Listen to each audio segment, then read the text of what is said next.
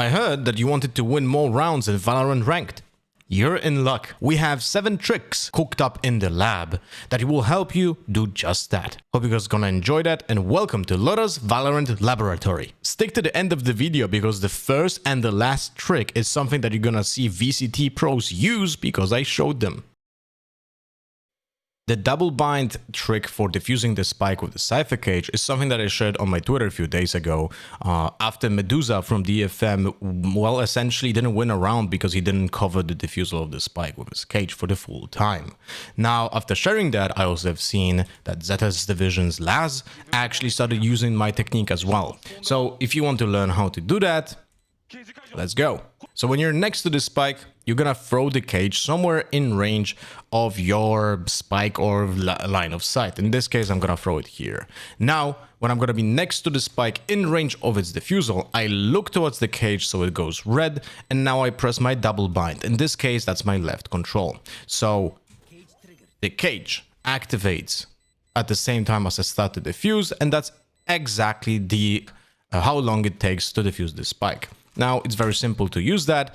You just need to have the use object and use spike on the same button. I have 3 keybinds for those. Normal use object for me is T, use spike is 1, and then I have the double bind, which is the left control. It's gonna be on the red because you have 2 different functions on one button. It's an incredibly powerful trick. This trick is for any character. We want to make sure that our opponent thinks that we're not defusing the spike.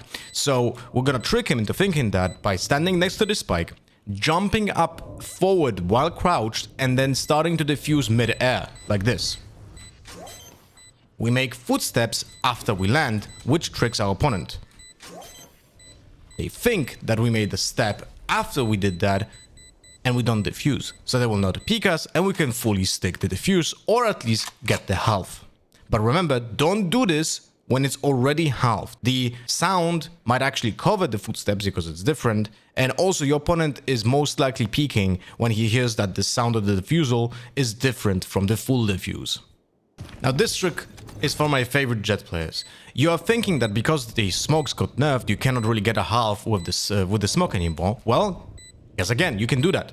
You can stand on the spike, aim straight up, and now you're gonna drag the mouse down after from smoking and instantly start defusing. It lands on you, it starts delayed, and you can get half with 1 smoke. Blocking sight. This is nothing. Not many people use this in ranked.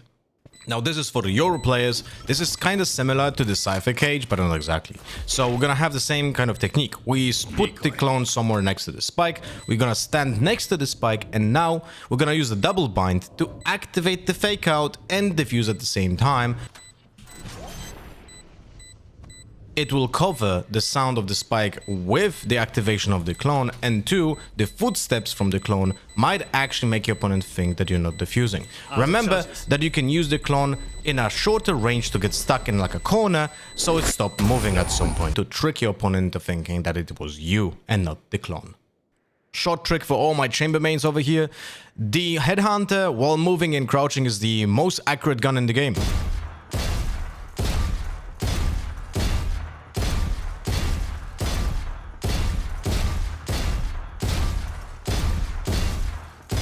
It only has 0.1 bullet variation while doing this, so you can make your opponent really go mad when you kill them like this in ranked.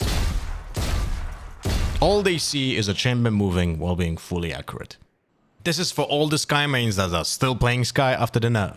So let's assume you're gonna retake this pyramid here and you have a flash left. Now, if you want to flash an opponent that is behind the pyramid standing somewhere on default, typically, I see players do this. And then they go and shoot. Now that's incorrect. What you should do instead is be here and flash into this direction, but without controlling it, like this. Now why is that?